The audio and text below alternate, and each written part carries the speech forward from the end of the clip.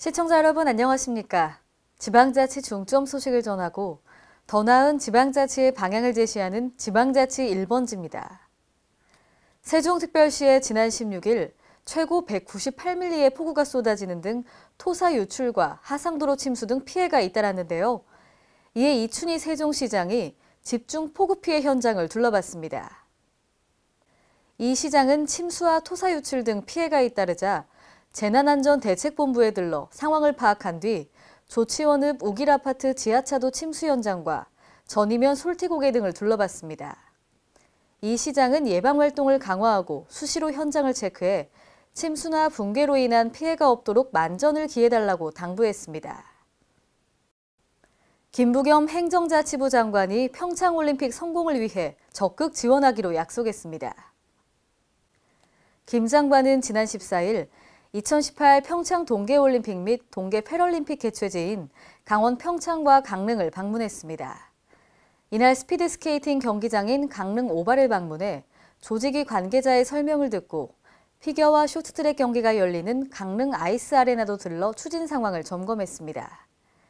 이 자리에서 김 장관은 올림픽의 성공적 개최를 위해 필요한 올림픽 붐 조성 등을 적극 추진하고 개최 지역 지원에도 최선을 다할 것이라고 강조했습니다. 전라북도 경제통상진흥원이 지난 14일부터 이틀간 전환의 시대, 지역의 힘으로를 주제로 제14회 전국 지역 리더 대회를 열었습니다. 이번 대회는 지난 2004년 진안에서 제1회 대회가 열린 이후 13년 만에 두 번째로 전북에서 진행되는 뜻깊은 자리입니다. 세부 프로그램은 전북 지역 리더 포럼, 전국 지역 리더상 사례 발표 등 다채롭게 구성됐습니다. 한편 이 대회는 지역의 리더들이 서로의 경험과 사례를 공유하고 토론해 지역의 주체 역량을 강화하는 전국 대회입니다. 전북 익산시가 105억 원을 들여 함라 한옥체험단지 사업을 추진해오고 있는데요. 지난 14일 개관식과 함께 본격 운영에 들어갔습니다. 보도에 홍재희 기자입니다. 전북 익산시는 함라면에 옛 정취가 고스란히 남아있는 함라 한부잣집과 연계한 함라 한옥체험단지를 조성해 관광객 유치에 나섭니다. 익산시는 105억 원을 들여 지난 2007년부터 내년 초까지 3단계로 나눠 함라 한옥체험단지 사업을 추진해오고 있습니다.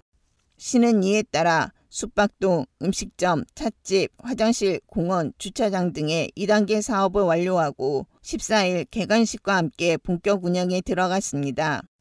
우리 함라를 찾는 분들은 모든 분들이 다 가이드가 되고 안내자가 해설자가 돼가지고 경제적인 논리보다는 진짜 다시 고향을 찾는 그런 논리로. 익산시는 타 지자체의 한옥체험과 차별화된 전략으로 어릴 적 고향의 경치와 직접 풀을 메고 콩을 수확하는 등 일상적인 농촌 생활을 느낄 수 있는 프로그램을 개발 운영할 계획입니다. 함라 한옥체험단지는 현재 3단계 사업인 별관 숙박동과 홍보관 공사가 진행 중이며 오는 8월에는 전통문화체험관을 착공해 내년 초에 준공되면 함라 한옥체험단지 조성 사업이 마무리됩니다. KLN 홍재희입니다. 전북 김제시가 희망찬 김제의 미래 비전을 제시하기 위해 학술 세미나를 개최했습니다. 신다혜 기자입니다. 전북 김제시는 14일 정명 1260주년 기념 김제 역사 정립 학술 세미나를 개최했습니다. 이번 학술 세미나는 김제 정신의 재조명과 김제 지명이 사용된 지 1260주년을 기념해 새만금 시대를 맞아 김제의 희망찬 미래 비전을 제시하기 위해 마련됐습니다. 지금으로부터 1260년 전에 김제라는 명칭이 처음으로 이제 사용하게 된 거예요. 그래서 김제라는 명칭이 언제 때부터 사용했고 그 이후로 어떤 그 김제에는 정체성이 있는가. 그래서 김제 정신을 뒤돌아보는 하나의 어떤 세미나를 가지게 됐어요. 예. 이번 세미나에서는 나정우 교수의 역사적으로 본 김제의 정신과 문화, 김종수 교수의 종교와 인물로 본 김제 정신, 김진돈 전북문화재위원회 예술문화에 나타난 김제 정체성, 박수진 연구교수의 미래 100년 대계 김제 발전 전략 등의 주제 발표가 이어졌습니다. 이건식 김제시장은 김제는 1260년의 세월 동안 수많은 효제충신의 인물을 배출하고 시서 예학의 다양한 분야에서 문화예술의 꽃을 활짝 피워온 곳이다 라고 강조하며 많은 시민들이 김제의 위대함을 깨닫고 김제인이라는 자부심과 긍지를 가졌으면 한다고 말했습니다. K랜 신다혜입니다.